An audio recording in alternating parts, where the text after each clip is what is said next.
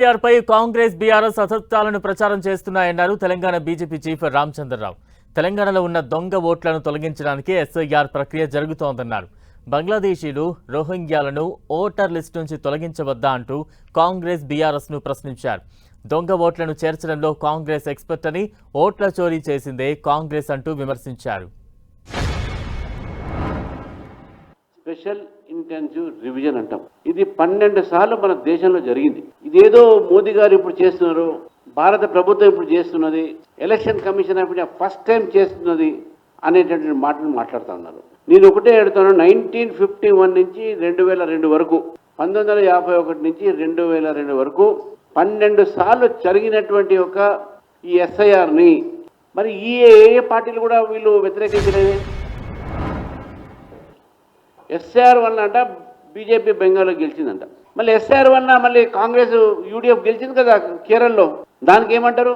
కేరళలో కూడా ఎస్ఆర్ జరిగింది, మరి అక్కడ యూడీఎఫ్ గెలిచింది, దానికి ఏం సమానం చెప్పరు. తమిళనాడులో జరిగింది ఎస్ఐఆర్, అక్కడ స్టాలిన్ ఓడిపోయారు. మీ బంధువులే కదా ఆయన, మీతోనే ఉండే ఇండియా నేస్లో, ఆయన అక్కడ ఓడిపోయారు, దాన్ని ఏమంటారు?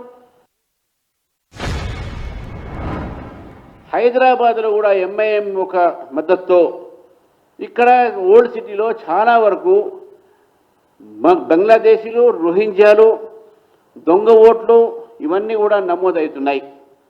ఒక్కొక్క ఇంట్లో 200 ఓట్లు నమోదైనాయి. ఇవి కొన్ని మన దృష్టికి వచ్చినటువంటి విషయాలు గతంలో కూడా మాట్లాడినా, ఎస్ఆర్ రాకముందు ఇవన్నీ మాట్లాడిన విషయం చెప్తున్నా.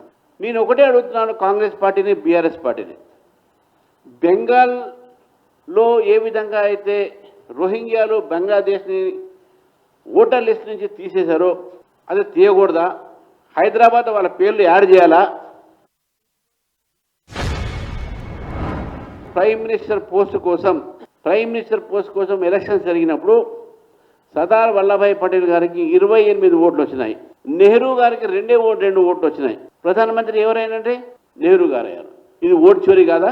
అసలు ఓట్ చోరీ స్టార్ట్ చేసింది మీరు. ఓట్ చోరీకి అర్థం తెలిసేది మీకు, అందుకే ఈ ఓట్ చోరీ పదాన్ని తీసుకొచ్చారు. మెదడు చోరీ అయినా పర్లేదు కానీ మీకు ఓట్ చోరీ కావద్దు. ముఖ్యమంత్రి గారు కూడా మాట్లాడుతున్న అబద్ధాలు, చాలా అబద్ధాలు ఈ మధ్య.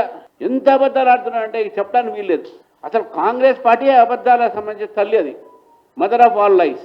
ఈ మదర్ ఆఫ్ ఆల్ లైస్ అనేటటువంటి కాంగ్రెస్ పార్టీ ఈరోజు ఆ మదర్ ఆఫ్ ఆల్ లైస్ లో ఉన్నటువంటి ముఖ్యమంత్రి గారు, he has fathered the lying, he has become father of all lies. ఇంత అబద్ధాలా?